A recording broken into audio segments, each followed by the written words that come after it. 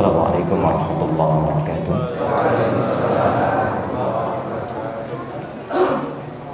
Alhamdulillahi wa kafa. Wassalatu wassalamu ala rasulillahil mustafa wa ala alihi wa sahbihi wa man wafa. Amma ba'd.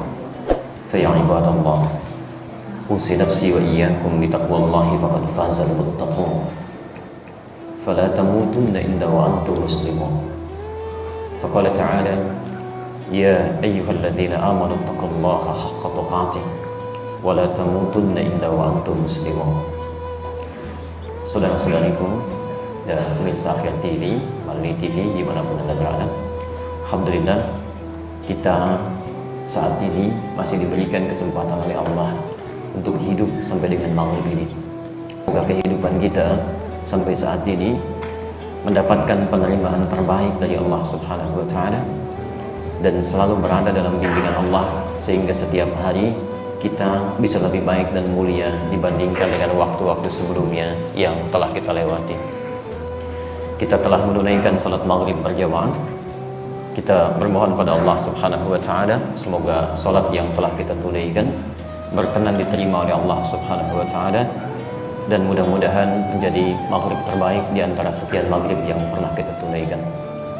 Saya agak sedikit bergetar malam ini dari mulai datang, sholat sampai dengan duduk di sini, karena ini merupakan di antara maghrib yang sangat berkesan bagi kami. Ada yang tidak sekedar sholat dalam suasana yang nikmat karpetnya, tapi ada yang mau menempelkan keningnya bersujud kepada Allah Subhanahu wa Ta'ala, bahkan di tempat orang mulai membersihkan kakinya. Ada yang di keset, ada yang kemudian di tempat bagian paling bawah, ada yang di lantainya, ada yang kemudian di batakonya. Masya Allah. Dan ada orang yang kembali lagi karena nggak dapat saf di belakang dia, karena kami tadi agak datang terlambat.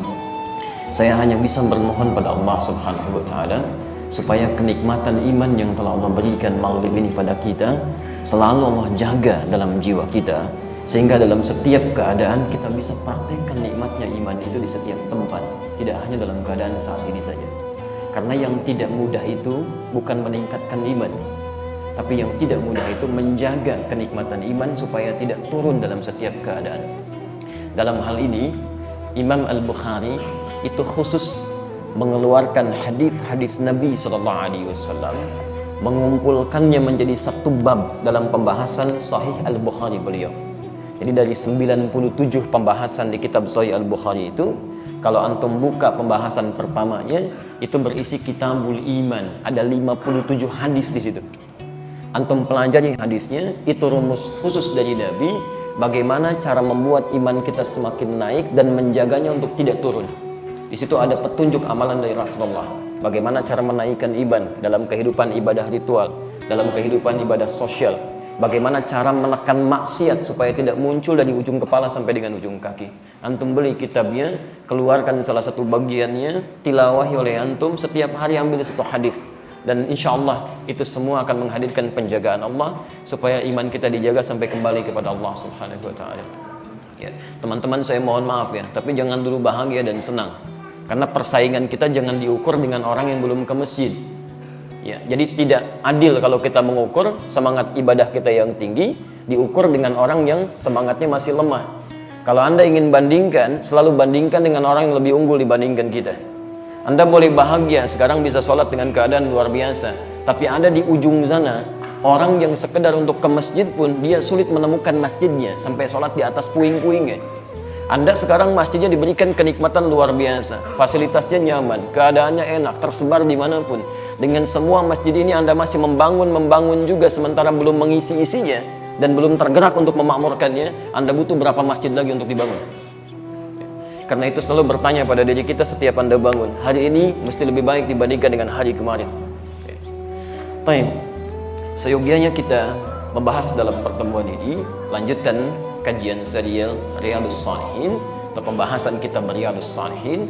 Namun karena ini jumpa pertama kita di kesempatan ini dalam edisi malam yang subuh kita pindahkan ke malam dalam 2 pertemuan insya Allah, maka hari ini saya akan buka dengan kajian khusus terkait dengan tema yang sangat penting dalam situasi-situasi saat ini, yang sekarang banyak disebarkan, dianjurkan, yang kita mesti sampaikan pada mereka bahwa Islam sudah punya aturannya lebih dulu dibandingkan dengan info yang sekarang disebarkan itu. Kita akan bahas sekarang tuntunan Al-Quran dan Sunnah menyikapi berita-berita hoax yang tersebar. Kita bahas nanti insya Allah sampai setannya kita munculkan. Ada setan hoax yang belum banyak diketahui orang. Betul, ada nama setannya dan jenisnya. Kita bahas nanti insya Allah ya, kalau waktunya cukup ya. Baik, kita keluarkan dulu seperti biasa dalil-dalil Al-Quran dan nanti runtutan Sunnah Nabi-nya. Dari situ kita berikan paparan-paparan, lalu kita ambil turunan analisis lebih teliti lagi sehingga mudah dipahami, kemudian dan gampang dipraktikkan dalam kehidupan. Satu, kita ambil contoh dulu ya. Quran surah 24, surah An-Nur dari ayat 11 sampai ayat 15. Quran surah 24 ayat 11 sampai ayat 15. Kita tampilkan dulu contoh-contoh berita hoax yang pernah terjadi di masa Nabi ya. Kemudian Quran surah ke-33 Al-Ahzab ayat 60. Ayat 60. Kita ambil dua contoh dulu. Nah, lalu bagaimana cara menyikapinya? Quran surah ke-49 ayat ke-6, Al-Hujurat ayat ke-6. Sudah? Kemudian kalau tidak sengaja menyebarkan itu sampai di kita, kemudian kita sebarkan, kita tidak tahu bagaimana isinya, tiba-tiba bermasalah, apa hukumnya? Kan? Quran surah 33 ayat ke-5. Quran surah 33 ayat ke-5. Tapi kalau Anda sengaja sebarkan juga, bagaimana turunan hukumnya? Nah, kita keluarkan lagi sekarang turunan hadisnya. Alhamdulillah. Satu, hadis riwayat Al-Bukhari. Nomor hadis 1477. 1477. Ditemukan juga di hadis Muslim nomor hadis 4582. 4582.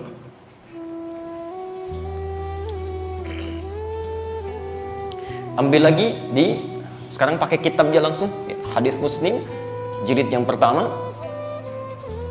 Babul Muqaddimah, hadis nomor 3.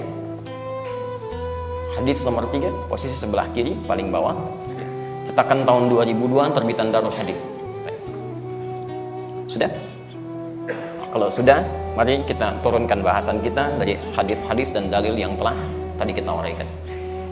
Bapak dan Ibu sekalian, teman-teman sekalian, dulu saat Nabi SAW, khususnya setelah berhijrah ke Al-Madinah Al-Munawwarah di usia beliau yang ke-53 tahun itu, sampai di sana telah muncul situasi-situasi yang menghadirkan kecemburuan sosial terhadap pribadi dan kedudukan Nabi di kalangan pembesar-pembesar yang tadinya dielu-elukan oleh masyarakat, sehingga dengan kedatangan Rasulullah SAW mereka merasakan ada keberkurangan dalam karisma, pesona dan pengelu-eluan yang senantiasa diberikan masyarakat pada mereka. Walaupun di sisi yang lain Nabi selalu berusaha mengangkat mereka agar derajatnya tidak turun dalam pandangan masyarakat.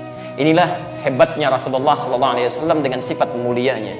Begitu datang di satu tempat, disentuh oleh beliau tokoh-tokohnya, diangkat, disampaikan kepada masyarakat supaya tidak berkurang karismanya. Hanya karena iman belum melekat pada tokoh-tokoh ini, mohon maaf, orientasi dunianya masih kencang, yang dicari cuma popularitas saja, sehingga dengan itu merasakan kegoncangan-kegoncangan luar biasa, merasa popularitasnya mulai turun. Akhirnya mereka berusaha mencari cara-cara bagaimana sekdianya Rasulullah SAW bisa turun popularitasnya, mereka naik kembali, bahkan kalau dimungkinkan, mohon maaf, lenyaplah Muhammad SAW dalam kehidupan di Madinah ini. Di antara sekian cara yang pernah dibangun oleh mereka, ada cara yang paling sederhana, sampai cara yang paling provokatif, bahkan sampai ke rencana pembunuhan, Pak. Sampai pembelotan, bahkan nanti turun Al-Maidah 51 yang pernah kita bahas itu. Di antara cara-cara yang mereka sampaikan, salah satunya adalah menebarkan isu-isu yang tidak benar terkait kehidupan Nabi sebagai pribadi atau bahkan kehidupan keluarga Nabi sallallahu alaihi wasallam. Pernah satu ketika Sayyidah Aisyah radhiyallahu taala anha, ketika Nabi tegar mulai diprovokasi oleh mereka dengan isu-isu yang tidak baik, maka tuduhan mulai diarahkan kepada bagian dari keluarganya. Sayyidah Aisyah pernah dituduh selingkuh oleh mereka. Dalam satu perjalanan Rasulullah sallallahu alaihi wasallam, singkat cerita, pernah singgah di satu tempat untuk istirahat. Ketika diteruskan perjalanan, karena Sayyidah Aisyah menyampaikan, barang saya ada yang tertinggal di antara perhiasannya. Maka Nabi karena sudah di perjalanan membimbing bagian dari rombongan-rombongan, menugaskan seseorang untuk membantu beliau mencarinya. Allahu Akbar, ketika itu kemudian sudah mulai ditemukan, berjalan beliau dalam keadaan terhijab, dalam keadaan terjaga dalam kebaikannya, maka tersebarlah berita di kemudian hari bahwa istri Rasulullah SAW melakukan selingkuh. Tersebar beritanya satu dengan yang lainnya, Masya Allah. Sampai turunlah kemudian pembebasan langsung dari tuduhan itu dari Allah Subhanahu Wa Taala dengan turunnya Quran surah ke-24 An-Nur ayat 11 sampai dengan ayat ke-15 itu. Itu tidak mudah, Pak, Bu. Nabi dengan sisi kemanusiaannya, karena semakin banyak orang berbicara. Ini mengatakan, oh masa begini ya, oh ini begitu ya, oh nggak nyangka ya, padahal nyangka tuh. Dia orang ketika bilang nggak nyangka, sedang nyangka dia tuh. Nggak nyangka ya, nyangka. Itu banyak hal terjadi pada saat itu. Sampai-sampai Nabi memilih untuk mendiamkan diri dulu, menenangkan diri. Beliau sadar Aisyah itu orang baik, perempuan suci, perempuan terjaga. Tapi kalau Nabinya defense dengan sekaligus, itu akan bertentangan langsung dengan umatnya. Itu tidak mudah, Pak, isunya. Sampai kemudian turunlah berita dari langit untuk membebaskan tuduhan-tuduhan yang tidak baik itu. Turun Quran surah ke-24 ayat 11 sampai 15. Kisah pertama. Begitu itu turun, maaf, sampai dengan tekanannya luar biasa, ya. Sampai disebutkan ifkun. Ifkun itu kalau dalam bahasa tuduhan, dalam istilah orang Arab, itu tuduhan yang sudah luar biasa kejam itu. Ya.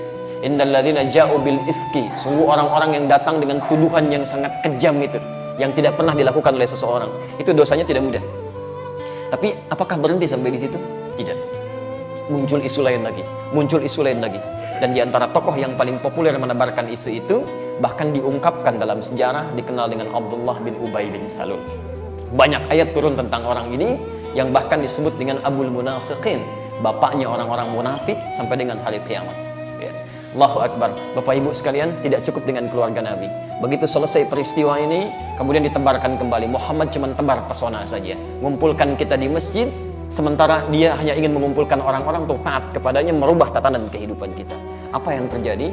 Ini yang mesti Anda capai, ya. Garis bawah ini. Ternyata pembuat berita-berita hoaks ini, ya, maaf, kalau bukan orang beriman, gak usah dipikirin, karena gak punya iman. Di antara mereka ada yang sudah ngaku beriman, Pak. Ini yang paling bahaya. Ini yang paling bahaya. Ya. Bahkan sholatnya persis di belakang Nabi. Itu Abdullah bin Ubay bin Salul, Pak. Kalau sholat itu persis di belakang Nabi, saf pertama. Tapi kalau Nabi keluar dari masjid, pertama yang keluar dari lisannya, dasar Muhammad, cuma cari perhatian aja. Saya sih cuma melengkapi dia saja di belakangnya untuk jadi makmum, untuk menghargai dia. Tapi dia memang cari perhatian aja buat kita. Dia bikin masjid di sini, kita bikin masjid lagi yang lain sebagai tandingan bagi masjid dia. Kemudian dia salurkan proposal kepada Nabi. Lihat bahasanya, ya Rasulullah, masjid di sini sudah semakin sempit, fasilitasnya juga agak kurang tertata dengan baik. Bagaimana kalau saya buatkan masjid yang baru lagi supaya mengakomodir jumlah masyarakat Muslim yang sudah mulai gemar ke masjid? Dibangunkan masjid baru. Allahu Akbar, sampai turun ayat di At-Taubah itu disebut dengan Masjid Dirar. Ternyata bikin masjid itu setelah jadi, dia sampaikan pada pengikutnya, ini markas kita untuk menyaingi markasnya Muhammad SAW. Turun perintah untuk menghancurkan masjid itu. Teman-teman tahu, kalau Anda jalan-jalan ke Madinah, saya sarankan saat umrah, Anda bisa singgah ke lokasi ini. Sampai sekarang, itu ada pedagang arang di sekitarnya, Pak. Pedagang arang. Kalau ditanyakan, kerabat kami pernah tanyakan, dari mana asal arang ini? Allahu Akbar, ditunjukkan persis di lokasi masjid yang pernah dibakar itu 15 abad yang lalu. Sampai hari ini selalu ngambilnya dari sana, dari sana, dari sana. Anda bisa bayangkan dampak berita yang tidak baik disampaikan oleh orang munafik, diabadikan oleh Allah untuk memberikan pesan bahwa ini sangat berbahaya sifat seperti ini. Tidak cukup sampai di sini. Begitu dihancurkan, dihasut lagi pada peristiwa Al-Maidah 51 yang pernah saya sampaikan dulu. Tapi bagaimana sikap Nabi? Masya Allah, tetap menampakkan kebaikan, tetap kemudian bergaul dengan penuh perhatian luar biasa. Sampai saat sakitnya, Pak, itu oleh Nabi, anaknya dipanggil, anaknya Abdullah juga, dan beda dengan bapaknya. Hati-hati, Anda jangan menyimpulkan kalau ada orang tua yang tidak baik, otomatis anaknya tidak baik, belum tentu. Bahkan anak seorang Nabi pun itu bisa keliru. Ya, kalau lingkungan tidak diperhatikan dengan baik di situ, hati-hati. Ya, hati-hati. Jangan pernah menyimpulkan anak seorang ustadz bisa seperti orang tuanya. Kalau orang tuanya tidak memberikan perhatian serius, atau anaknya mulai mendapatkan pengaruh dari lingkungan yang tidak baik.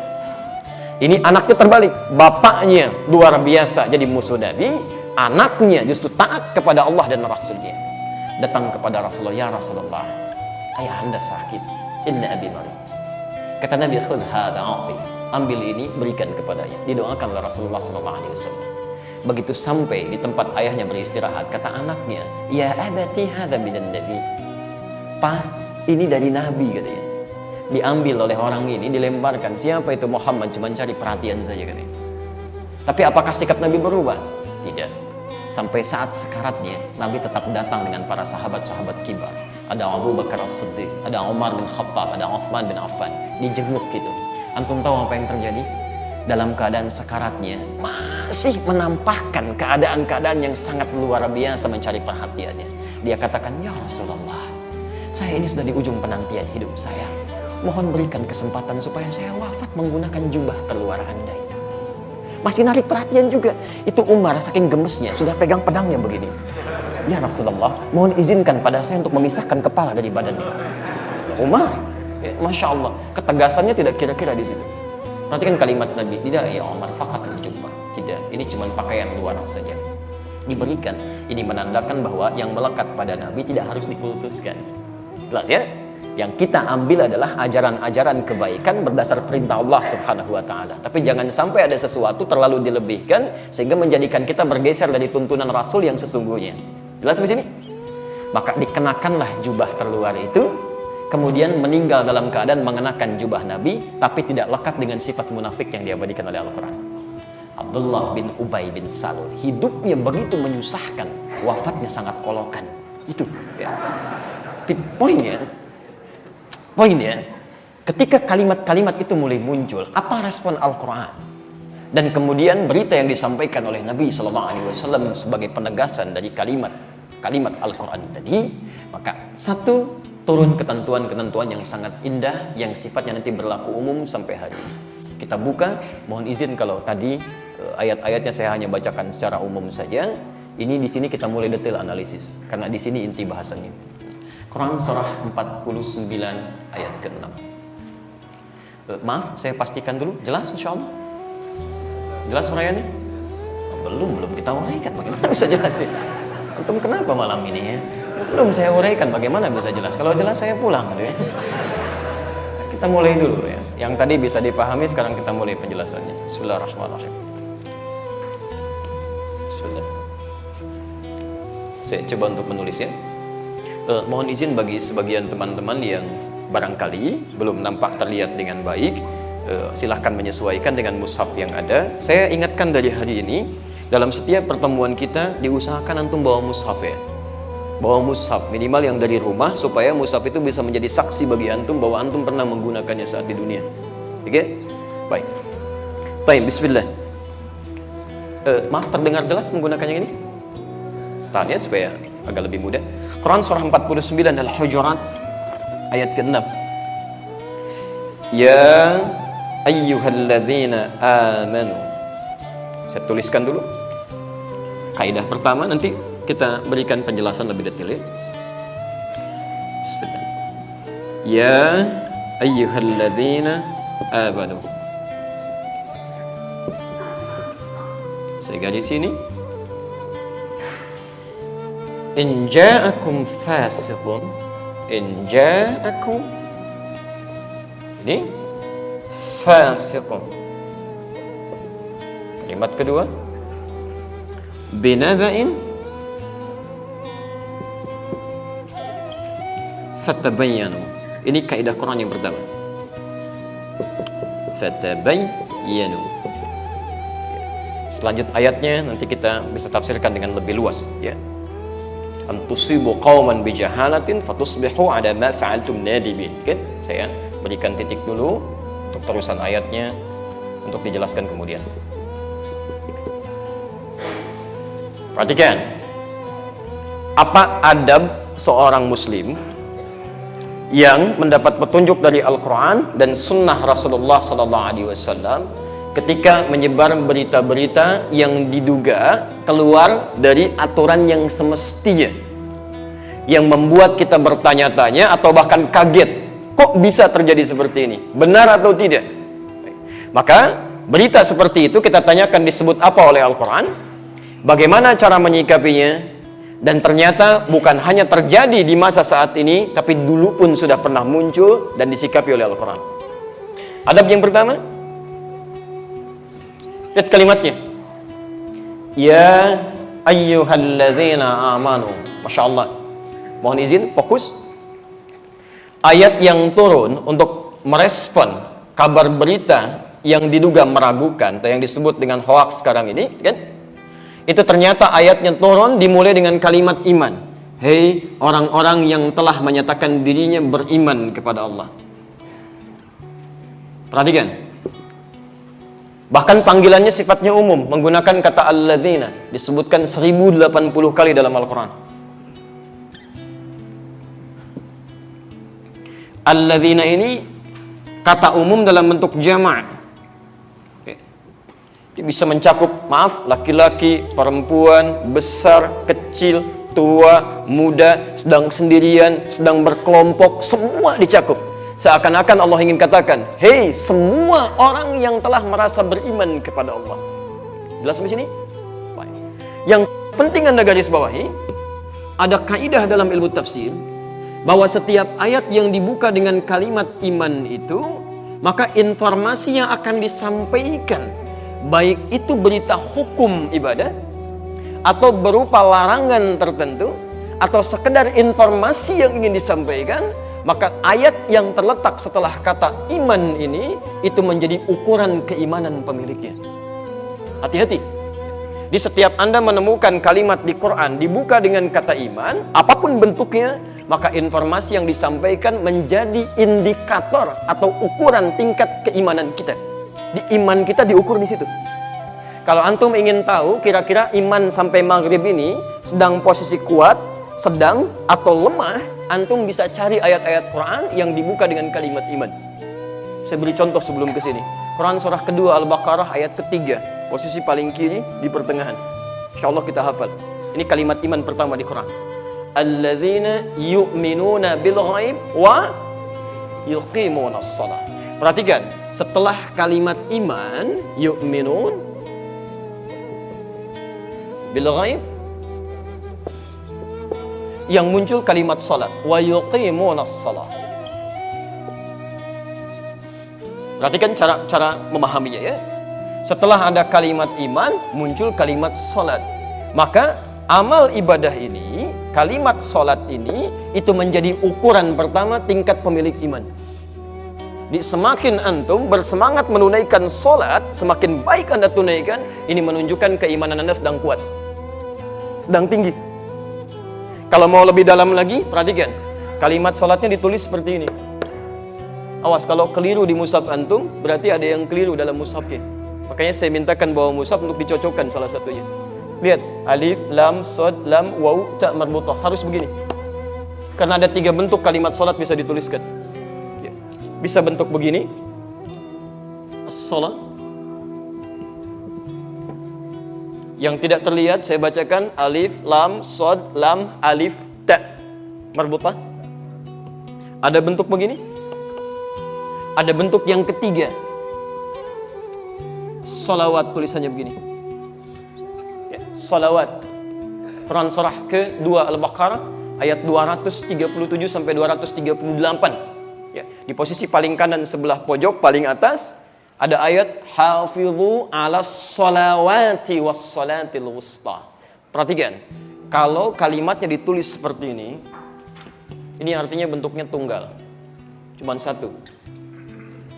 Kalau kalimatnya ditulis seperti ini bentuk jama'. Bentuknya jama'. Ada Pernah kalau haji itu ada istilah bus sholawat. Pernah dengar? Ya, bis sholawat yang sabko itu. Antum kalau jarak sekitar 1,5 kilo, 2 kilo dari Masjidil Haram, suka ada bis yang mengantarkan ke haram kan? Bisnya dikenal dengan bis sholawat. Awas, harus pakai ilmu cara membacanya. Ada orang yang pahamnya, oh bis sholawat, begitu naik harus baca sholawat. Bukan. Ya. Bis sholawat itu jamak dari kata sholat. Bis yang mengantarkan untuk Anda sholat di Masjidil Haram. Bukan naik bisnya Anda langsung sholawat, bukan. Ya. Jelas ya? Baik. Tapi kalau dituliskan seperti ini, itu gabungan dari dua bentuk ini. Gabungan dari dua bentuk ini. Kenapa dituliskan dalam bentuk seperti ini? Ingin menunjukkan kesan bahwa satu, sholat yang difardukan oleh Allah, dimintakan pada kita mengerjakannya, itu bukan satu, tapi banyak. Yang fardu ada berapa? 5. Berapa rakaat? 17. Kenapa bisa ditulis dengan menggunakan taknya begini, tidak terbuka saja? Ini memberikan kesan bahwa, maaf, walaupun disebutkan jumlahnya 5 waktu 17 rakaat, tapi tidak setiap orang barangkali punya keadaan untuk menunaikannya dengan bersama-sama. Bisa jadi ditunaikan dalam keadaan sendirian. Maka disatukanlah dengan dua hal ini, dipadukan jadi satu ayat, satu kalimat untuk mencakup dua makna tadi. Jaga waktu-waktu sholat, sekalipun tidak bisa menunaikannya dengan cara berjamaah, tetap tunaikan, jangan sampai tertinggalkan, sekalipun mesti sendirian. Tapi ingat, yang paling afdal adalah tunaikan bersama orang-orang banyak.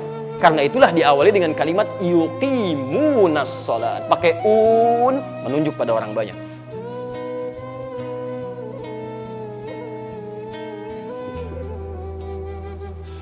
Sekarang prakteknya, saya agak lambat.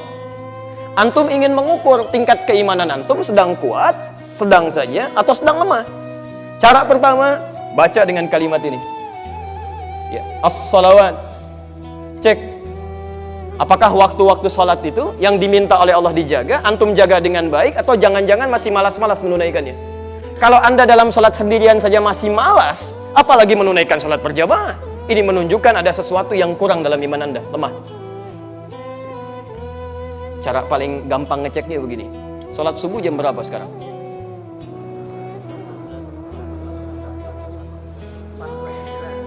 Empat 4.29, 4.12, 4.23, Masya Allah. Jamaah Masjid As-Salam malam ini berbeda pendapat tentang waktu sholat subuh.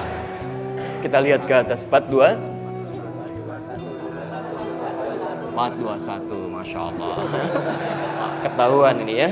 Baik. 4.29 agak wajar lah. Yang agak aneh 4.12 itu. Agak duluan, baik ya. Baik. 4.21. Baik. Perhatikan. Coba cek ya. Allah perintahkan jaga waktu sholat. Jaga waktu-waktu sholat. Hafidhu ala sholawatil wusta. Kata Nabi, sholat yang dicintai oleh Allah subhanahu wa ta'ala, sholat tepat pada waktunya. Antum dipanggil sholat subuh 4.21. Antum datang jam 4.21. Allahu Akbar, Allahu Akbar. Antum siap-siap. Ini menunjukkan imannya masih standar. Oh, jangan senang dulu. Oh, standar. Jangan dulu bahagia, masih standar. Karena yang standar itu dalam hukum kehidupan, begitu waktunya tiba, saat itu Anda kerjakan. Anda kerja jam 7, Anda datang jam 7, bukankah itu standar? Kalau Anda datang jam 6, Anda hebat. Anda masuk jam 7, datang jam 7, itu standar Pak, jangan dulu bangga. Awas hati-hati, yang hebat itu yang tadi, dipanggil jam 4.21, jam 3 sudah siap-siap. Ya, bahkan ada yang tahajud dulu, ada yang zikir dulu. Ini menandakan iman Anda sedang di atas, sedang naik. Dan tolong kalau Allah sudah naikkan, Anda jangan turunkan. Kalau malam kemarin tahajud, malam ini jangan sampai nggak tahajud. Yang salah kadang-kadang Allah sudah naikkan, Anda sendiri yang turunkan. Itu yang fatal. Jadi kalau malam kemarin tahajud, malam ini harus tahajud lagi. Ya, jaga. Mesti ada pola itu untuk merencanakan supaya amal kita bisa maksimal.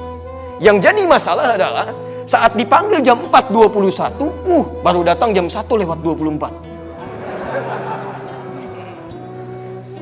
Tahun baru ini kita harus punya resolusi lebih baik daripada tahun-tahun sebelumnya. Sholat subuh kesiangan, ya, tahajud gak dikerjakan. Katanya ingin lebih baik.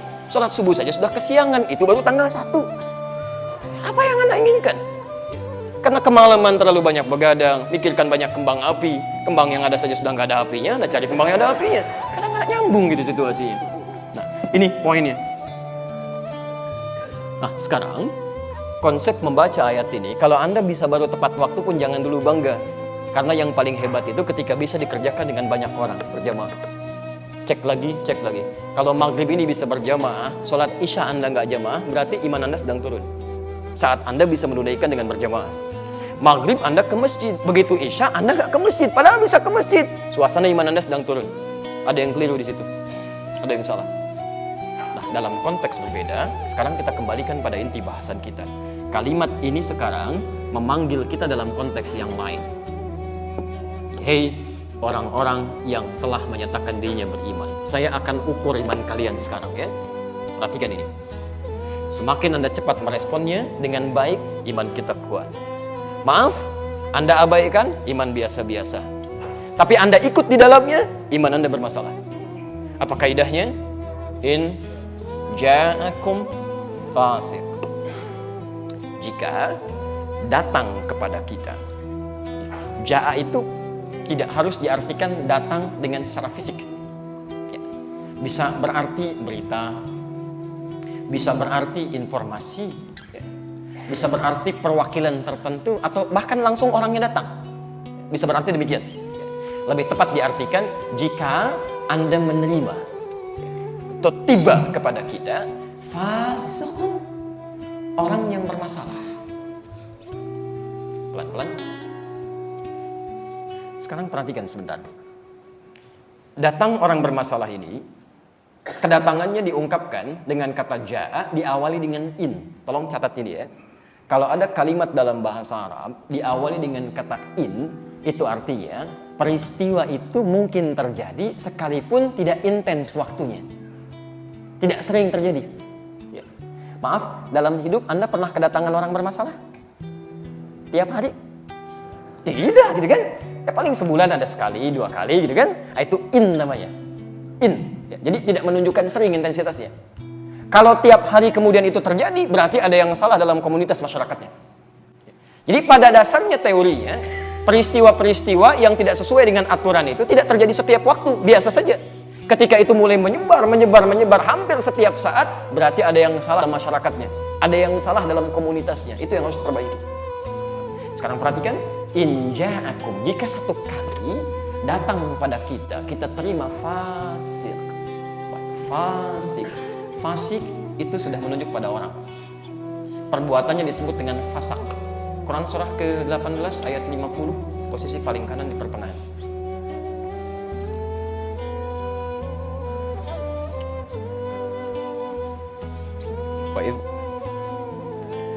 Wa idh qulna lil malaikati isjudu li adama fasajadu illa iblis. Kemudian jangan ngarang, itu Al-Baqarah 34. Ini ayat 50 ya. Baik. Kana minal jinni fafasaqa an amri rabbi. Ya, fafasaqa an amri rabbi. Fasak. Jadi fasak perbuatan dia. Fasak. Orangnya disebut fasik.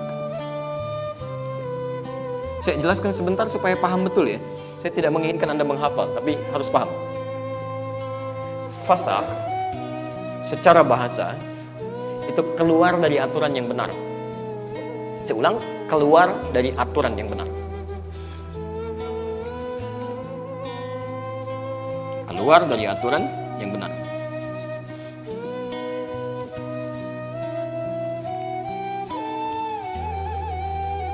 Secara syariat bisa diartikan keluar dari aturan yang telah ditetapkan oleh Allah Subhanahu wa taala. Di setiap ada orang yang keluar dari aturan Allah atau menjauh dari aturan Allah, berarti perbuatannya disebut dengan fasak. Makhluk pertama yang keluar dari aturan Allah, menyalahi perintahnya, itu dari kalangan jin, bukan dari kalangan manusia. Ketika diminta untuk hormat kepada Adam, diminta sujud atas perintah Allah, semua makhluk sujud kecuali makhluk yang satu ini. Dia tidak mau sujud. Allah perintahkan sujud di Adam, fasajadu, semua sujud illa iblis, kecuali iblis. Siapa makhluk ini? Kana minal jinni. Dia termasuk dari kalangan jin, fafasaqa, yang keluar dari aturan-aturan yang telah Allah tetapkan. Dari mana taunya keluar dari aturan Allah? Quran surah ke-7 ayat ke-12 sampai ayat ke-13-nya. Qala ma mana'aka alla tasjuda id amartuk. Hei, kenapa kamu tidak mau sujud ketika saya perintahkan? Yang penting bukan sujudnya. Saya nggak butuh dengan sujud kamu. Tapi yang harus kamu tahu ini perintah saya. Awas, hati-hati ya. Kita sholat pun, sujud dalam sholat, itu Allah nggak butuh dengan sholat kita. Catat kalimat ini. Semuka bumi dan langit tidak sholat kepada Allah, Allah tidak pernah memerlukannya dan tidak akan menurunkan status Allah sebagai Rabb, sebagai Khalik. Kita yang butuh terhadap Allah, bukan Allah yang butuh terhadap sholat kita. Nah, kenapa kamu tidak mau sujud pada perintah saya? Bukan karena sujudnya, tapi saya perintahkan.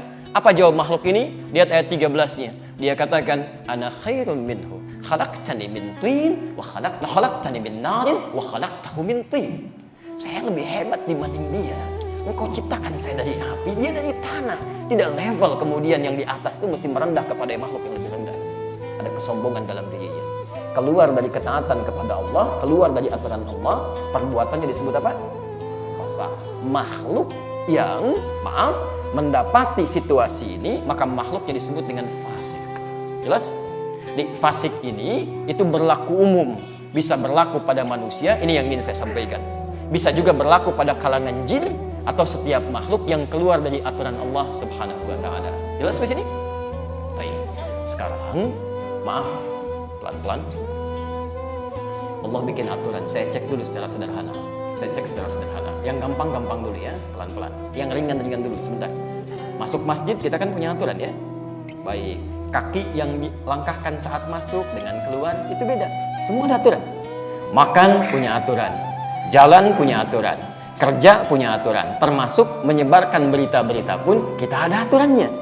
Yang bahkan tidak ditemukan dalam kepercayaan-kepercayaan lain yang dianggap sebagai agama. Perhatikan, masuk dengan keluar masjid bukankah beda dengan masuk keluar toilet? Silahkan cek. Masuk masjid, masuk kaki yang mana? Masya Allah, keluar toilet kaki yang mana? Hati-hati, beda. Antum kenapa cepat begitu? Berbeda, hati-hati ya. Beda. Masuk masjid kaki apa? Ulangi. Kanan. Keluar masjid? Kiri. Masuk toilet? Kiri. Keluar toilet? Sudah lain. Begitu antum masuk dalam keadaan kaki kiri, antum sudah keluar dari aturan Allah. Jelas ya? Itu masih yang ringan-ringan. Coba cek, kalau dalam yang ringan saja antum sudah abai, apalagi yang berat-berat. Karena yang besar-besar itu bermula dari yang kecil-kecil. Coba biasakan keluarkan aturan Nabi dari yang kecil-kecil sampai yang besarnya kita biasakan. Insya Allah ya. Mudah-mudahan kita dijaga oleh Allah supaya tetap dalam kebaikan. Dan tidak cukup dengan amin, biasakan dari sekarang. Teruskan dulu. Sekarang kita fokus pada aturan berita sekarang. Siapa fasik yang dimaksud di ayat ini? Karena fasik itu banyak. Banyak nanti ditemukan di Quran. Jamannya fasikun atau fasikin. Jamak pertama ada di Al-Baqarah ayat 26 sampai 28 itu. Posisi paling kanan sebelah bawah. Ya, wa may yudhillu bihi ilal fasiqin. Siapa orang-orang ini? Ada keterangannya. Tapi fasik di Al-Baqarah beda dengan fasik di Al-Hujurat ayat ke-6. Di ayat ke-6 ini Allah ingin menerangkan tentang hal yang lain. Bukan fasik biasa, tapi fasikun binaba'in. Naba.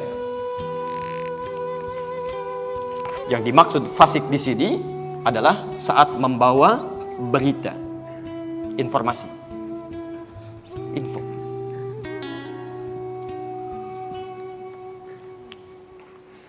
Perhatikan, pelan-pelan.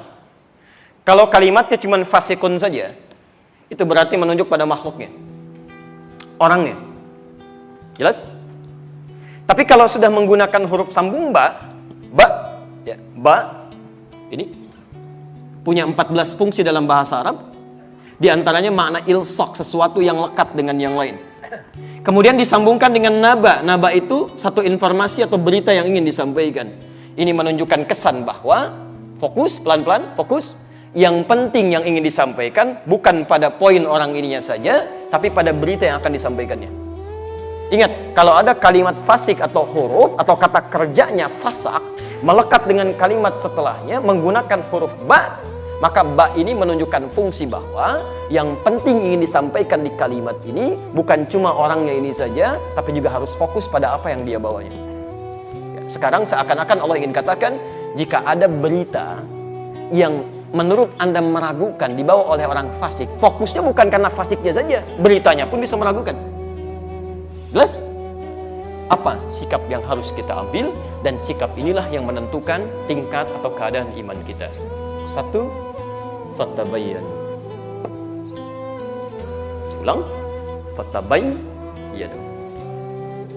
Apa artinya? Kita bikin perjanjian saja ya. Kalau kira-kira antum ragu atau belum tahu, cukup katakan wallahu a'lam. Baik ya, malaikat ditanya, qalu subhanaka la ilma lana illa ma 'allamtana. Kami tidak tahu ya Allah, hanya Engkau yang tahu dan mengajarkan kami. Sahabat ditanya, dia jawab Allah wa rasuluhu a'lam. Allah dan Rasul yang tahu. Antum bukan malaikat, bukan sahabat. Kenapa main tebak-tebakan? Masya Allah. Baik, pelan-pelan. Ini masjid apa? Assalam. Itu yang kita ketahui. Tapi kalau belum tahu, cukup katakan apa? Allahu a'lam. Apa artinya fatabayyanu?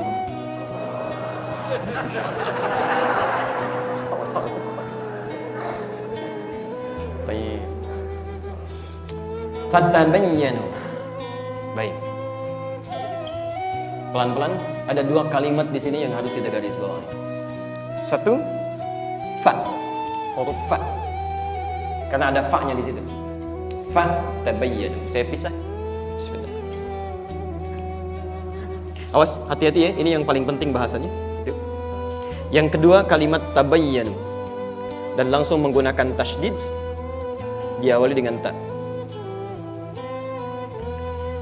Bapak dan Ibu sekalian, ingat betul ini, setiap ada kalimat dalam bahasa Arab diawali dengan huruf fa, ya, disebut harfu atfin bila hudud, huruf sambung di antara 2 peristiwa yang menunjukkan respon cepat tanpa jeda. Jadi kalau ada huruf fa itu sering saya sampaikan dalam kesempatan berulang-ulang, kalau Anda temukan huruf fa dalam satu kalimat, secara singkat dia meminta respon cepat tanpa jeda. Tanpa jeda, jadi menyambungkan 2 peristiwa, ada peristiwa A, peristiwa B, di antara keduanya itu nggak ada jedanya. Dakhala Ahmad ila Masjid As-Salam. Ya, fa Ali. Ahmad masuk ke Masjid As-Salam. Begitu Ahmad masuk, Ali langsung masuk. Kalau menggunakan waw, wa Ali, ada jeda sedikit. Kalau menggunakan thumma, Ahmad sudah masuk, 30 menit kemudian Ali baru masuk. Tolong jaga betul rumus ini, karena setiap Anda baca Quran, Anda akan temukan kalimat-kalimat itu. Nabi Zakaria pernah berdoa dalam sholatnya. Begitu doanya selesai, sholatnya belum selesai. Turun jawaban pakai fa. Artinya, jawaban itu turun seketika setelah doanya disampaikan, jawaban langsung turun. Quran surah ketiga ayat 38-39. Nah, di sini kalimatnya menggunakan huruf fa, seakan-akan ingin mengatakan, kalau Anda menemukan datang berita yang meragukan seperti ini, maka cepat respon pakai fa. Jangan berikan jeda. Ya, cepat. Nah, semakin Anda cepat merespon dengan apa yang akan disebutkan nanti, ini menunjukkan iman Anda luar biasa. Tapi kalau Anda lambat-lambatkan, Anda tidak peduli, Anda macam-macamkan dan sebagainya, ini menunjukkan imannya masih ditingkatkan. Jelas? Nah, respon cepat apa yang diinginkan oleh Quran supaya kita bisa maksimalkan? Tabayyanu. Quran surah 55 ayat yang keempat.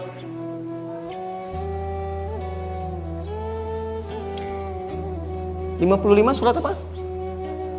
Ar-Rahman. Baik. Ar-Rahman 'allamal Qur'an, khalaqal insan. Kemudian 'allamahul bayan. Asal kata tabayyanu dari kalimat al-bayan. Pelan-pelan. Berarti sesuatu yang jelas. Clear. Ya, clear. Pelan-pelan. Perhatikan sebentar. Ini apa? Lah, jangan katakan wallahu a'lam, gelas ya. Baik. Ada apa di dalamnya? Baik, kosong ya. Baik, kosong. Saya masukkan. Ada apa di dalamnya? Tutup spidol ya. Jelas kelihatannya? Nah, ini bayan, nampak, tidak ada samar-samar di sini. Tidak ada samar-samar. Baik. Sekarang pelan-pelan.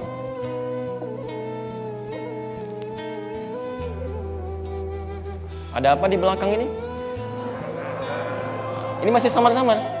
Mesti dibuka tirainya dulu baru kelihatan. Gak ada apa-apa. Oke? Baik, baru kelihatan. Maka sesuatu yang jelas, yang sudah tidak ada celah dan samar lagi, itu yang disebut dengan bayan. Jelas, terang. Jelas di sini? Baik. Tapi kalau kalimatnya kemudian meminta kita untuk mulai mengurai segala sesuatu supaya jelas keadaannya, maka kalimatnya akan berubah dari bayan jadi kalimat lain. Apa kalimatnya? Seperti apa kita meresponnya? Kita nanti akan lihat setelah menunaikan sholat isya berjamaah. Sudah mau masuk waktu kan? Supaya kita siap-siap dulu. Dan saya mohon izin teman-teman, saya tadi coba rasakan juga ada sebagian saudara kita yang mungkin tidak tersambung dalam saf, setidaknya bisa dibantu kalau ada kelebihan sajadah atau yang lain. Teman-teman di luar bisa lebih mendapatkan kebaikan-kebaikan supaya tidak balik lagi ya. Karena kan dia ada yang saya lihat, ada yang balik lagi ya. Subhanakallahumma bihamdika asyhadu an la ilaha illa anta astaghfiruka wa atubu ilaik. Assalamualaikum warahmatullahi wabarakatuh.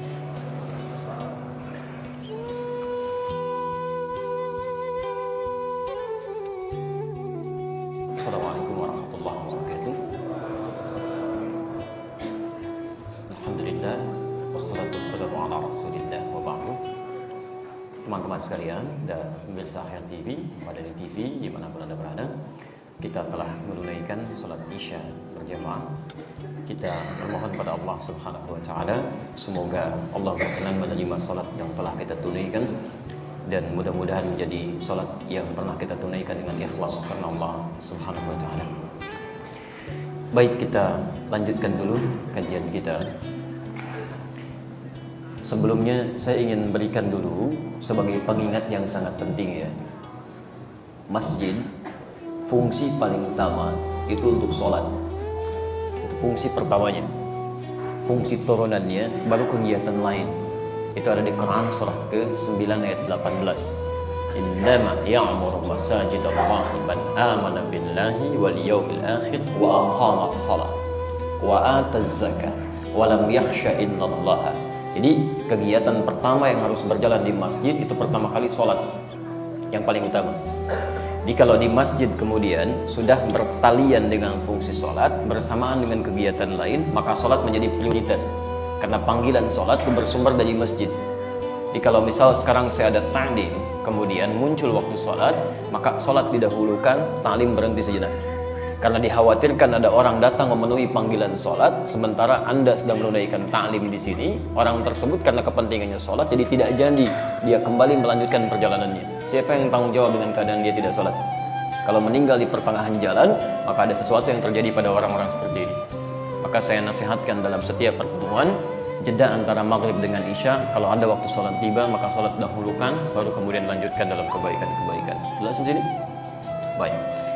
Telah kita bahas bahwa Al-Quran memberikan respon pada peristiwa-peristiwa yang pernah terjadi di masa Nabi saat muncul berita-berita yang diduga sangat keluar dari ketentuan yang biasa atau bahkan menyimpang dari ketentuan Allah Subhanahu wa taala.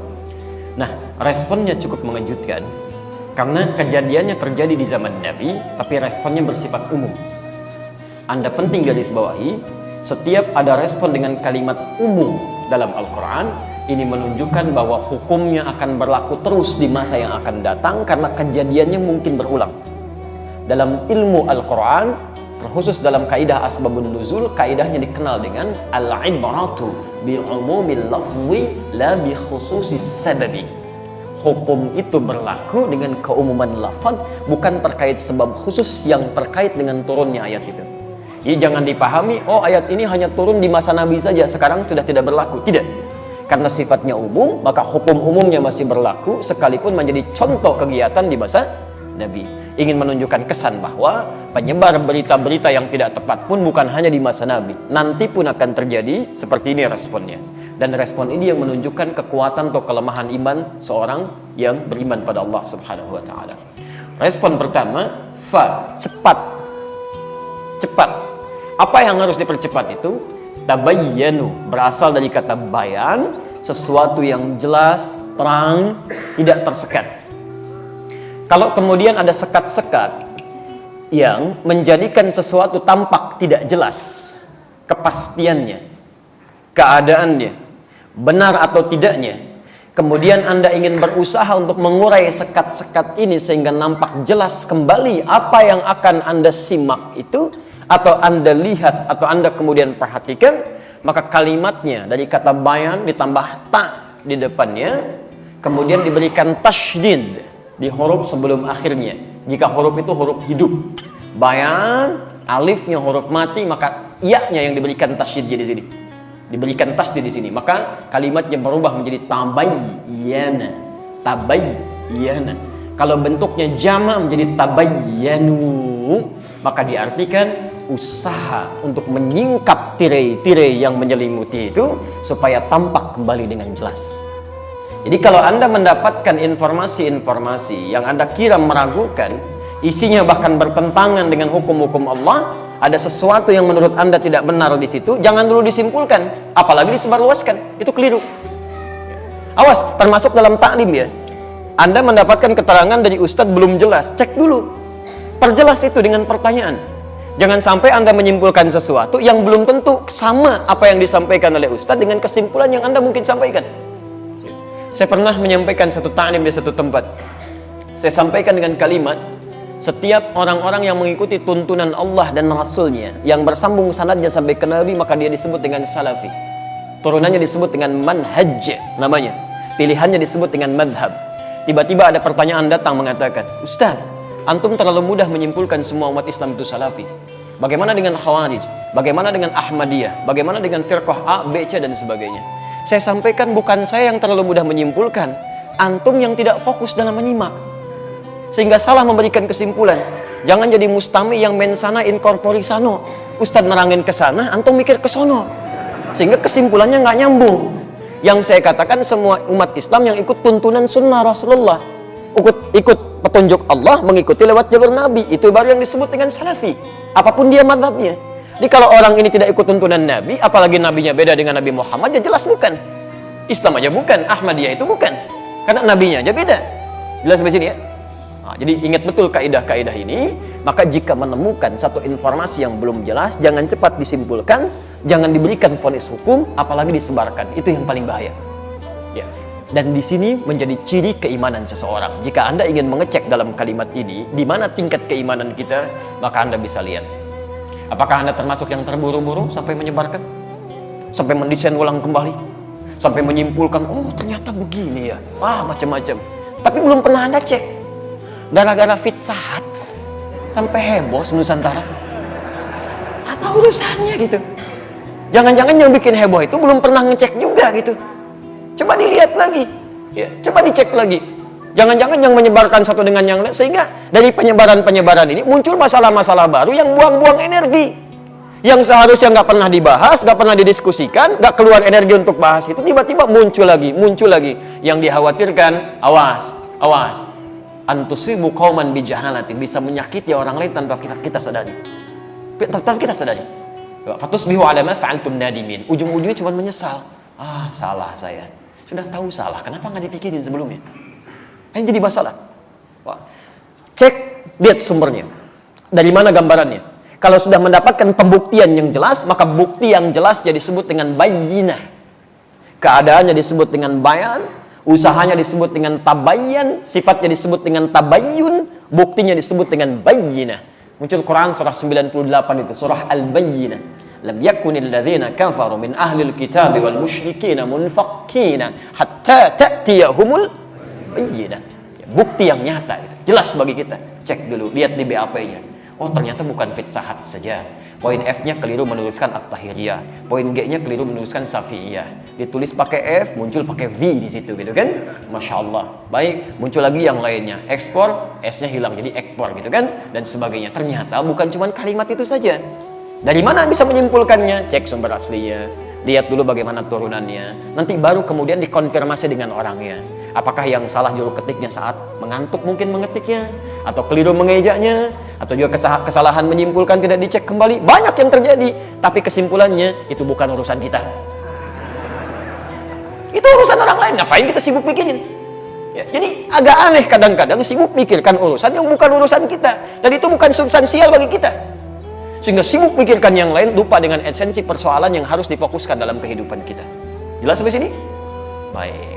Halo, jelas? Ya? Jadi ini respon pertama. Respon pertama. Jadi sifat seorang beriman itu jika menemukan sesuatu, dia cek dulu. Lihat dulu sumbernya. Apapun itu keadaannya. Tolong ingat betul ya.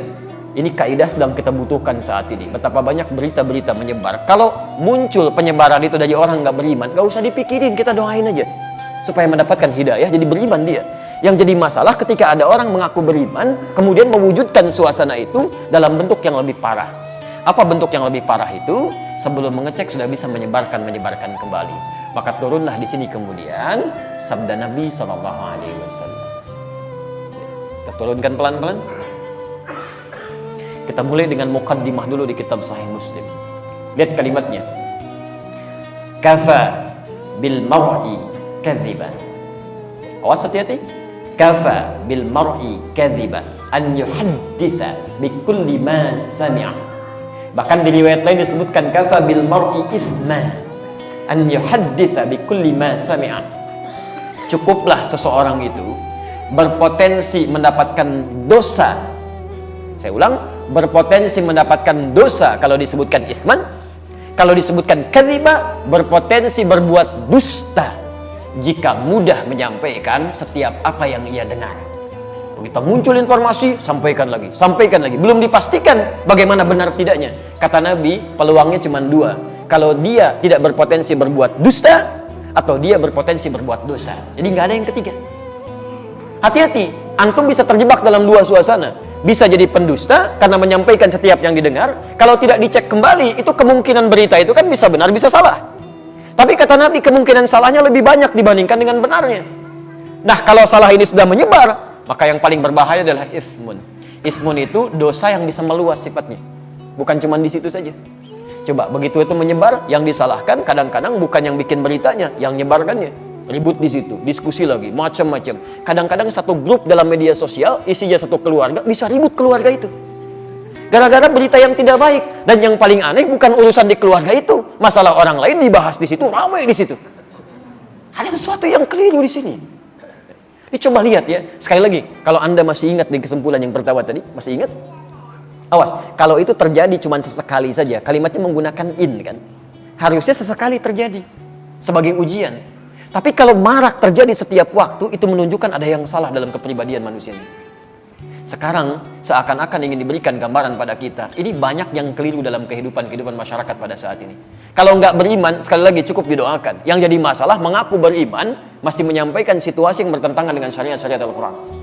Jelas? Baik, teruskan. Kalimat hadis terakhir di Al-Bukhari, nomor hadis 1477, tadi yang sudah antum tuliskan. Di hadis Muslim temukan nomor hadis 4582. Lihat kalimatnya. Oh, hati-hati ya, hati-hati dengan hadis ini. Innallaha kariha thalatha. Innallaha kariha thalatha.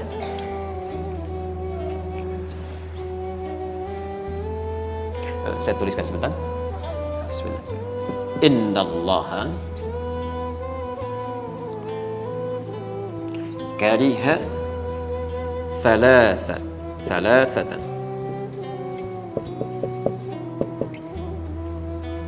Kariha. Fokus sebentar. Ingat, setiap ada kalimat diawali dengan kata inna atau anna, maka hukumnya sifatnya tegas. Ada ketegasan di sini ya. Kalau dalam bahasa bebasnya saya katakan sungguh tegas disampaikan ya. Sungguh tegas disampaikan. Allah itu kariha, sangat benci, tidak menyukai. Biasanya kalimat hadis itu agak sedikit lembut. Innallaha la yuhibbu, tidak menyukai. Tapi di sini kalimatnya tidak menggunakan tidak menyukai. Langsung kalimat paradoksnya, lawan yang negatifnya, kariha. Antum senang mana dikatakan? Senang mana kedengarannya? Maaf ya untuk yang para ikhwan. Antum senang mana menerimanya? Disebut tidak tampan atau disebut jelek? Saya ulang, senang mana? Disebut tidak tampan atau disebut jelek? Masya Allah. Baik, alhamdulillah. Dua-duanya tidak menyenangkan ya. Tapi kalimat pertama kan lebih sopan. Masya Allah, antum tuh makhluk yang luar biasa. Cuman sayang, nggak tampan aja gitu. Masya Allah. Yang kedua, antum jelek amat sih. Si amat aja nggak jelek, misal gitu ya. Nah, itu kan nggak menyenangkan kalimat kedua ya. Ada nuansa yang tidak nyaman. Di sini, kalau kalimatnya menggunakan kalimat langsung, la yuhibbu, tidak menyukai. Tidak menyukai itu kan artinya benci, tidak suka. Tapi kalimatnya tidak menggunakan kata la yuhibbu, tapi langsung menggunakan lawannya, kariha. Ini menunjukkan bahwa peristiwa yang akan disebutkan ini sangat tidak disukai oleh Allah. Jelas? Thalatha, ada 3. Awas jangan sampai antum terjebak satu di antara 3 ini. Ini berbahaya. Nomor satunya qila wa qala. Qila wa qala. Ini kalimat ungkapan dalam bahasa Arab. Kalimat ungkapan. Qila wa qala itu kalau sekarang dibuat peribahasa bahasa Indonesia, kabar burung yang tidak jelas. Katanya gitu. Ya. Nyaknya itu nggak tahu kemana. Ya. Ustaz, katanya kemarin nggak datang. Kata siapa? Ya katanya. Nyaknya siapa di situ? Itu nggak disukai. Karena menunjukkan pada sesuatu yang belum jelas. Ini langsung bertentangan dengan ayat Quran sekaligus. Quran surah 17 ayat 36. Ya, lihat kalimatnya. Wala taqfu ma laysa laka bihi 'ilmun. Innas sam'a wal basara wal fu'ada kullu ulaika kana 'anhu mas'ula. Perhatikan kalimatnya. Ini bahayanya, jangankan yang menyampaikan, ikut-ikut orang ini aja nggak boleh. Lihat kata Quran, jangan pernah Anda ikuti sesuatu atau bahkan ajakan yang belum jelas kemana arahnya, bahkan sumbernya. Awas, hati-hati, jangan pernah diikuti. Walaupun dalam kalimat sederhana ya, misal, ikut yuk, kemana? Pokoknya ikut aja deh, nanti lihat. Itu kalau adab Quran nggak boleh diikuti. Nggak boleh, nggak usah pakai nggak boleh. Jangan diikuti. Kenapa? Karena antum belum bisa memastikan antum dibawa kemana. Bagaimana kalau diajak ke tempat bermaksiat, ke tempat yang tidak disukai oleh Allah Subhanahu Wa Taala? Ya. Ketika antum terjebak dalam kesalahan, menyalahi aturan Allah, berbuat fasik bahkan di situ, maka lihat kalimat ayatnya. Innas sam'a wal basara wal fuada. Telinga kamu akan ditanya, mata kamu akan ditanya, bahkan pikiran kita akan ditanya. Kalau kalimat bebasnya, akal kamu dikemanakan sampai kamu nggak tanya dulu. Telinga kamu dikemanakan sampai nggak dengar dulu perkataan dia. Mata kamu dikemanakan sampai nggak lihat dulu informasinya. Jelas di sini? Baik, maka yang pertama, Allah sangat tidak menyukai, sangat membenci hal-hal yang tidak jelas sifatnya. Qila wa qala. Kata si fulan, kata ini, kata itu, tapi tidak jelas dari mana sumbernya. Jelas di sini? Apalagi dibawa dalam nuansa agama, itu nggak boleh. Ya, nuansa syariat itu ditinggalkan. Ya. Oke, dua.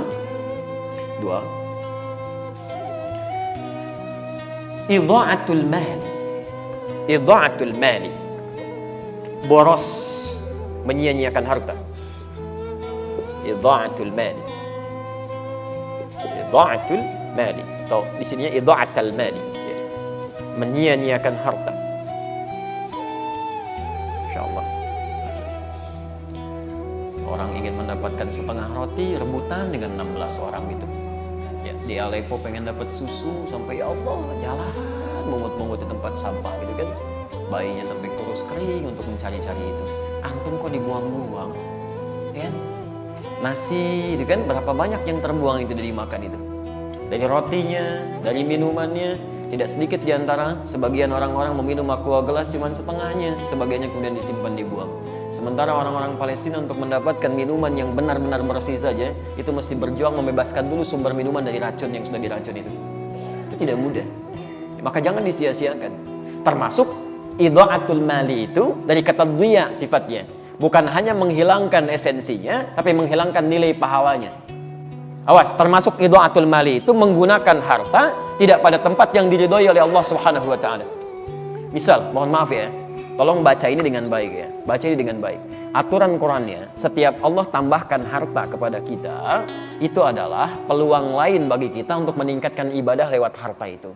Karena mungkin peluang ibadah lewat sisi yang lain sudah kurang mampu kita tunaikan. Jelas ya? Ada orang sudah bisa puasa, bahkan Masya Allah, Seninnya sudah jalan. Tapi jangan dulu senang, karena yang lain sudah tambah dengan Kamisnya.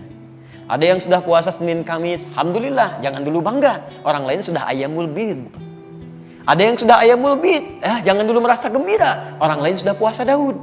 Hari ini puasa, besok tidak. Karena semakin banyak yang dikurangi, barangkali Masya Allah dengan tenaganya dia puasa. Antum tidak bisa menyayangi itu. Karena ada ketidakmampuan, Allah berikan sumber yang lain. Gak usah nekat. Emang dia aja yang bisa Daud, besok saya Sulaiman. Gak bisa. Cuman sampai Daud aja, selesai di situ. Antum Daud aja susah, apalagi mau mencari yang lain. Maka dari situ Allah berikan kemudian tambahan lewat yang lain supaya antum maksimalkan ibadah di situ. Apa diantaranya? Harta. Karena itulah ketika Allah titipkan harta, turun kaidahnya. Antum baca betul, pahami titipan Allah yang maksimal pada diri antum itu apa. Quran surah misalnya, ke-28 Al-Qasas ayat 77 itu. Ya, sampai dengan 79-nya. Jelas ketentuan harta itu. Wabtaghi fi ma ataqallahu daral akhirah wa la tansa nasibaka minad dunya. Perhatikan kaidahnya. Setiap kami tambahkan keluasan harta benda, kata Allah, gunakan itu untuk mencari peluang terbaik mendapatkan tempat di akhirat. Dengan kata lain, gunakan untuk ibadah, untuk mendapatkan kemuliaan akhirat. Karena mungkin kamu belum terbiasa bangun malam sambil berlama-lama, hafal Quran belum didapatkan, Masya Allah, puasa belum dijalani dengan konsisten yang sunnahnya. Nih, tambah dengan ini. Kalau orang baca, kamu belum mampu baca dengan maksimal, minimal sedekah dengan hartamu ini, belikan mushafnya, simpan di masjid. Satu hurufnya dibacakan, kamu dapat bagian 10 kebaikannya. Masya Allah, itu yang kita ambil. Bukan dijadikan bahan untuk kesombongan diri.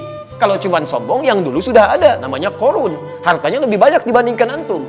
Jangankan hartanya, kuncinya aja kalau dibawa-bawa, itu dibawa orang-orang di belakang ya. Kalau jalan kemana-mana Pak, maaf ya, saya sering ulang kisah ini. Korun itu informasi Quran di ayat 76 surah ke-28, surah ke-28 ayat 76. Inna Qaruna kana min qaumi Musa fabagha alaihim. Korun itu termasuk kaum di zamannya Musa, sombongnya luar biasa. Ya, sombong dengan hartanya, bagha itu sombong dengan harta. Kalau sombong dengan kedudukan disebut togo. Fir'aun disebut togo, Qarun disebut bagha, sombong dengan harta. Tapi apa yang disombongkan? Wa inna mafatihahu latanu bil usbah. Dan sungguh kunci-kunci berangkasnya saja, itu kalau diangkat orang-orang terkuat di zamannya masih belum keangkat Pak. Baru kuncinya aja. Kuncinya. Antum kalau punya kunci berangkas satu aja, antum tampilkan begini, dipublikasikan atau antum sembunyikan? Pasti disembunyikan, nggak ada kisahnya orang punya baru satu berangkas, kuncinya dipoto, ceklik. Berangkas saya yang terbaru, itu cari masalah. Itu baru satu, Korun tidak. Nih saya banyak nih, kalau mau ambil aja. Ini aja ngangkatnya nggak kuat. Kemana-mana kunci, kaya, sombong Pak. Jadi kalau ada orang kaya sekarang sombong Bu, itu ketinggalan. Dan keterlaluan karena dia tidak sekaya Korun. Dan Korun hancur juga gitu. Makanya turun ayat tadi. Itu saya tambahkan kata Allah, bukan untuk disia-siakan. Ngapain sombong? Karena nggak akan dibawa pulang. Gunakan untuk peluang beramal. Ada baju baru, pakai dulu untuk beramal. Pakai untuk sholat dulu, kan? Ada alas kaki baru, gunakan untuk ibadah. Sehingga ketika Allah ambil, maaf, kalau Allah titipkan kepada kita sandal, hakikatnya sandal itu punya siapa? Sudah, kita cuma dititipin aja. Mumpung masih dititipkan, gunakan dengan baik sebelum itu diambil lagi. Saya ulangi, sandal punya siapa? Kalau ada hilang, jangan marah. Tugas antum mencari, ikhtiar, bukan marah. Awas, bukan marah. Yang punya siapa? Nah, sudah. Kalau yang punya sudah mau ngambil, tinggal di mana kemudian dia dititipkan. Mungkin gantian. Ya, antum ikhtiar aja cari. Kalau sudah tidak didapatkan, mungkin Allah mengganti, dititipkan kepada yang lain. Nah, tapi hati-hati kalau ngambilnya dengan cara yang tidak salah, ada sesuatu yang mungkin yang haram yang akan diambil dari antum. Karena rezeki pencuri itu rezeki yang haram. Tapi poinnya adalah bukan itu. Poinnya, mumpung masih dititipkan, gunakan pada yang baik. Kalau sudah nggak ada, antum nggak punya peluang lagi. Itu yang dimaksimalkan. Ya, kendaraan segalanya, sehingga hisabnya gampang. Pakai baju pertama kali, gunakan untuk sholat. Begitu dihisab, hei fulan, dari mana harta yang kamu dapatkan? Engkau maha tahu ya Allah, mendapatkan dengan cara yang halal. Keringatnya begini ya, menjadi saksi semuanya. Allahu Akbar. Kemana engkau pertama kali gunakan? Ya Allah, bajunya bicara untuk sholat.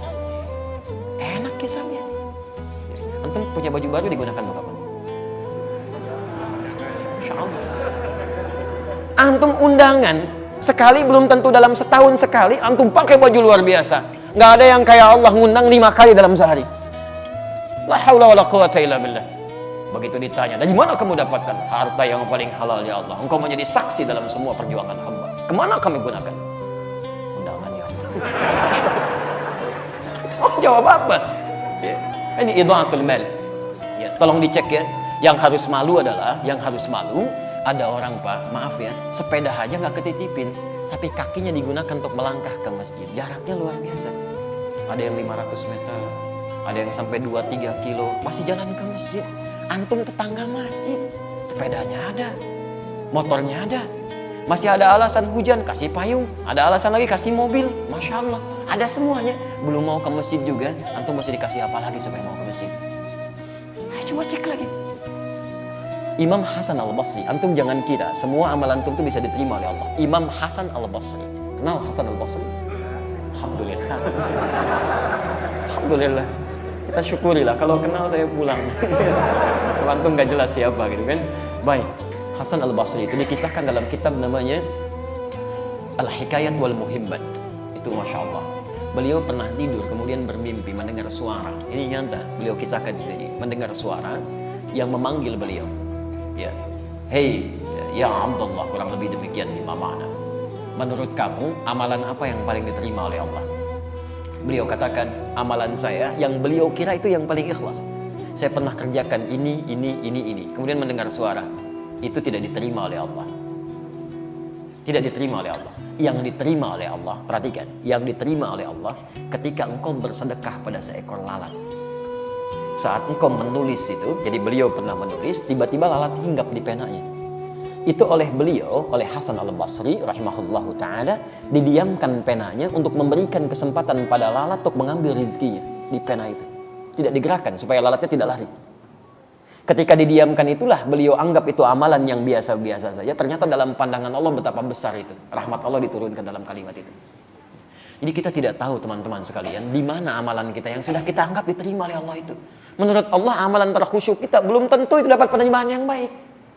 Karena itu antum mesti berlomba. Begitu dapat titipan, gunakan yang baik, gunakan yang baik, gunakan yang baik. Jelas sampai sini? Baik. Yang ketiga, kathratus su'al. Kathratus su'al.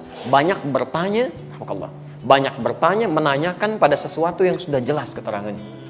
Kathratus su'al. Dan ini bisa menimbulkan masalah. Seperti umatnya Nabi Musa alaihissalam.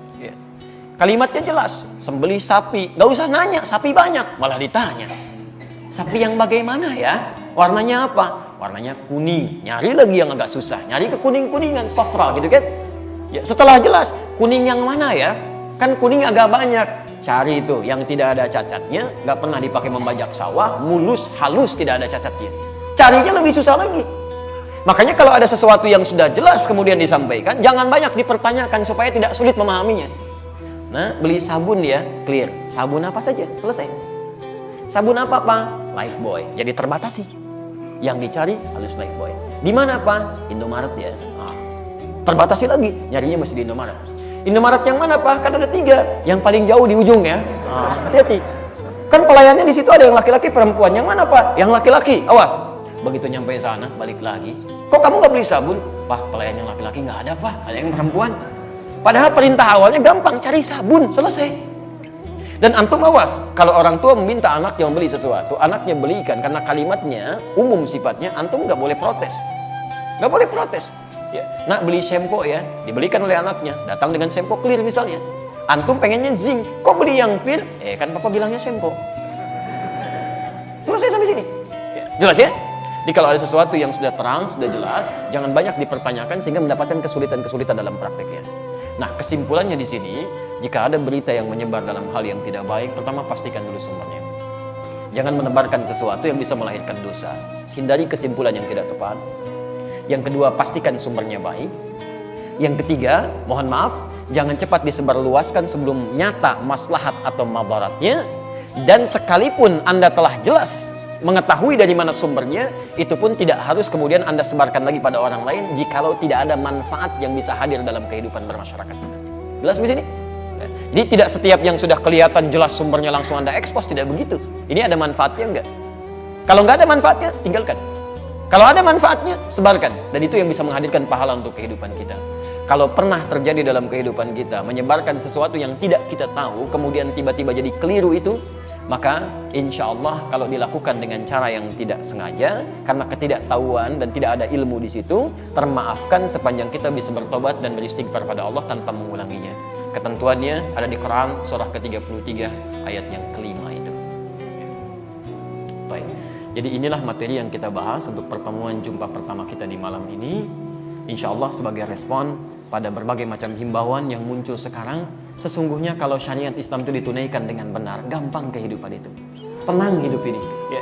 Maka jika Anda seorang pemimpin, inilah pemimpin yang kalau memang menyatakan muslim, beriman kepada Allah, maka buktikan keimanan Anda dengan mengikuti tuntunan Allah dan sunnah Rasulullah SAW.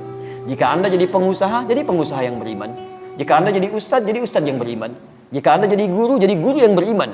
Quran tidak pernah meminta semua orang Islam yang beriman jadi ustadz seluruhnya. Anda silahkan jadi apapun sepanjang Anda jadi orang muslim yang beriman dan saleh. Jelas, pengusaha yang saleh, pemimpin beriman yang saleh, diplomat yang saleh, birokrat yang saleh, itu yang diinginkan oleh Al-Quran Al-Karim dan keterangan Rasulullah Sallallahu Alaihi Wasallam. Saya ingin pastikan dulu Bapak Ibu sekalian, baik, jelas uraiannya, dipahami dengan baik. Kalau sudah jelas, ingat betul, saya tidak akan mengulang kalimat Quran. Saya hanya ingin sebutkan hadis Nabi SAW saja. Riwayat Al-Bukhari, nomor hadis 1477, ya kan? Lihat kalimatnya. Innallaha kariha thalathah. Allah sangat benci pada 3 hal. Sangat benci pada 3 hal. Pertama, qila wa qala, berita yang tidak jelas sumbernya. Yang kedua, idha'atul mali, sesuatu yang disia-siakan dari harta benda.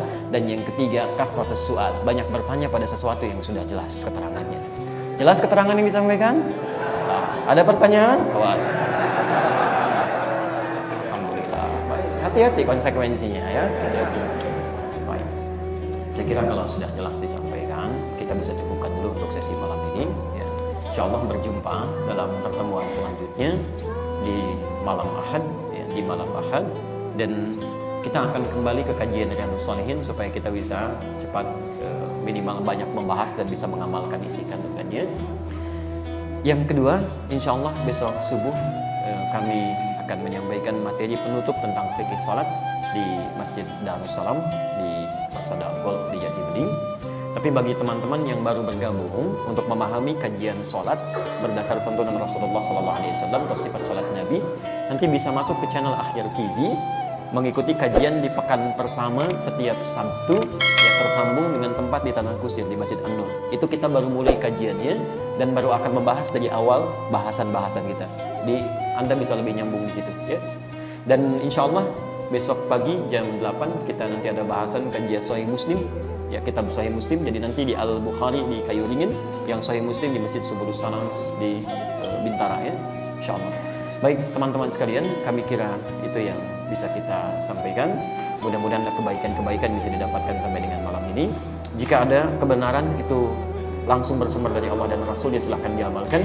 Jika ada kesalahan, itu mutlak kesalahan saya, mohon dimaafkan. Dan izin, tolong tinggalkan pendapat saya yang keliru, ambil pendapat ustaz lain yang lebih baik, yang sesuai dengan tuntunan Al-Quran dan Sunnah Rasulullah SAW.